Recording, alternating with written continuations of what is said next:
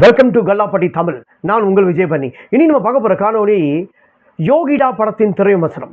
இந்த திரைப்படம் வேசரபாடி நடந்த உண்மை சம்பவத்தை தான் படமாக்கியிருக்காரு டைரக்டர். இந்த திரைப்படத்தை பார்த்ததுக்கப்புறம் மீண்டும் ஒரு விஜய் சாந்தியா அப்படி தான் எல்லாம் நினைக்க தோணுது. நான் மட்டும் இல்லைங்க, இந்த படத்தை பார்த்தவங்க அத்தனை பேருமே மறுபடியும் இன்னொன்று விஜய் சாந்தி வந்துட்டாங்க அப்படின்ட்டாங்க. இந்த படத்தோட கதை என்னன்னு பார்க்கறதுக்கு முன்னாடி கல்லாப்பட்டி தமிழ் யூடியூப் சேனல் மறக்காமல் சப்ஸ்கிரைப் பண்ணுங்கள், லைக் பண்ணுங்கள், ஷேர் பண்ணுங்கள். வாங்க பார்க்கலாம்.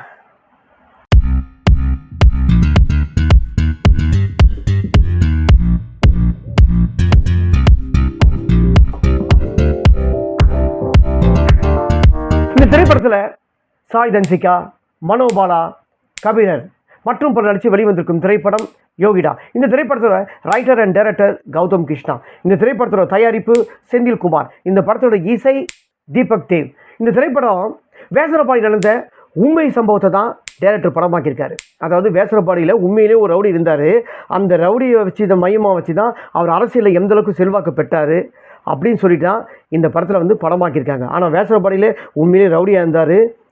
எந்தெந்த அளவுக்குலாம் கோல்மால் பண்ணி, எந்தெந்தெல்லாம் கஞ்சாலாம் விற்று, எந்த அளவுக்கு பல விதமான பெண்களை ரேப் பண்ணி, அந்த மாதிரி தான் உண்மையிலே வேசரபாடியில் அந்த ரவுடி இருந்தார்.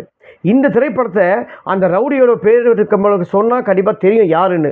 ஆனால் நேமை மென்ஷன் பண்ணாத அளவுக்கு டைரக்டர் ரொம்ப அழகாக எழுதி இந்த திரைப்படத்தை எப்படி நேமை யூஸ் பண்ணிக்காங்கன்னா ஜகவர் பாபுன்னு சொல்லிட்டு இந்த திரைப்படத்தில் 100க்கு 300 தடவை ஜவஹர் பாபு இல்லைன்னா ஒன்றும் பண்ண முடியாது, ஏரியாவில் அவர் எடுத்துகிட்டு ஒன்றும் பண்ண முடியாது, நடுங்குது, ஜவஹர் பாபு பேரை கேட்டாவே நடுங்குறாங்க அப்படின்னு சொல்லிட்டு தான் நான் இப்போ யாருமே அவர் எதிர்க்கிறதுக்கு வரவே மாட்ட முடியாது. ஏன்னா அந்தளவுக்கு ஒரு பெரிய ரவுடி.